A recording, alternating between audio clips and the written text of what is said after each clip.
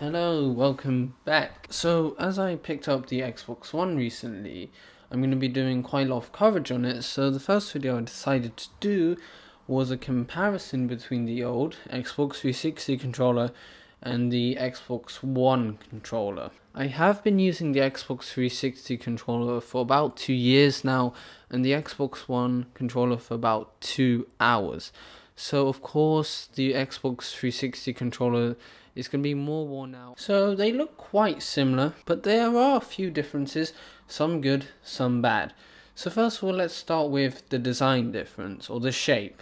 So the Xbox 360 controller on the left has a more rounded, kind of curved shape. Whereas the Xbox One controller, you have the sharper edges, and in my opinion, it has a nicer feel in the hand. The Xbox 360 controller, you're more trying to clasp it in your hand, whereas the Xbox One controller, it elegantly fits in your hand. In my opinion, the Xbox One controller looks nicer, just aesthetically, it looks like a nicer controller, and I prefer the design. So let's go ahead and show the back of the controller as well. So on the Xbox One, you'll notice that it's completely flat. You have your batteries under this. So the back of the controller is flat, and on the Xbox 360, however, there was a hump on the back for the battery pack. And notice that there's slightly different shapes on here. Notice that the seam lines are here on the One controller and here on the 360 controller. I believe that the Xbox One controller is built better, it feels better built. And on the 360, there's your battery. There you go, so the batteries. So they definitely improved with the back. It feels nice in the hand when there's a flat back. So you can, have your hand all the way around the back of the controller. So aesthetically, I think the One controller feels and also looks better. So let's go ahead and go over each button one by one. Let's start with the Xbox 360 buttons. So the triggers, first of all, the triggers on the 360 are quite thin, and compared to the One controller, the triggers are firstly a lot stiffer to press. They're not as easy to press. The One controller is very easy to press down on the triggers, and also when I hold the 360 controller, my fingers generally slip on the triggers, so I will hold it and it'll kind of slip back sometimes. Whereas on the One controller, it feels just nicer and I can hold it down and it just feels right. Whereas on the 360, it felt a bit like, not painful, but it wasn't that easy. One thing I actually forgot to mention is that the Xbox One actually has rumble motors in different locations. So you have rumble motors in the triggers, both triggers, and around the controller. So if, for example, you're in Forza, your right side goes on the grass, then your right trigger will start rumbling, vice versa for the left trigger. Or in a FPS, you're getting shot on the right trigger will rumble. So it's more useful vibration, whereas on the 360, the whole controller vibrates. Not very useful, and to be honest, on the 360, I generally turn the vibration off. Now, I haven't really experienced the vibration a lot on the One. I haven't really played too many games yet, so I can't give you opinion on it, but I think that you're going to prefer the vibration. It will feel better, it will be more useful, and you'll probably won't feel the need to turn it off in most games. Now, something that the 360 controller is actually better at are the bumpers. The bumpers, in my opinion, are way better on the 360 because they're just simple. They're just bumpers. You can click anywhere on them. Very fast, very easy. Spacing between them is okay, between the triggers and bumpers. The spacing between that on the One feels very similar, but what I don't like about the One controller is the bumpers.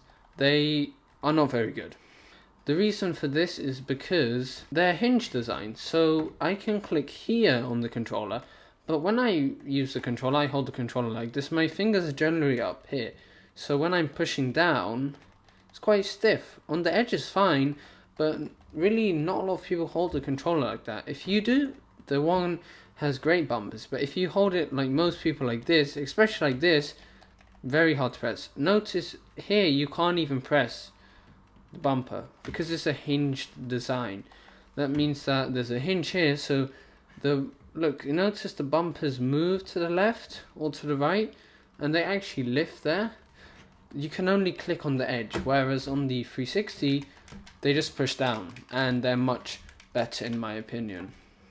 So let's go over the ports on the bottom first. So they both have ports for the headset. They are different, both are proprietary. It's annoying, I hate proprietary connectors, but I've got to deal with it. Really, they're very similar, but you're going to need to buy new headsets. And I also forgot to mention that, well, you've got your sync button here on the one controller, and you've got a micro USB charging. It doesn't come with a micro USB cable, to note. And on here, you've got your connection for the play and charge kit, and you have a sync button. Now, if you do have a play and charge kit, I don't actually own one for the one, but I believe that you will just plug it in here and you won't need that connection. So let's go ahead and look at the front of the controllers. You've got your two analog sticks.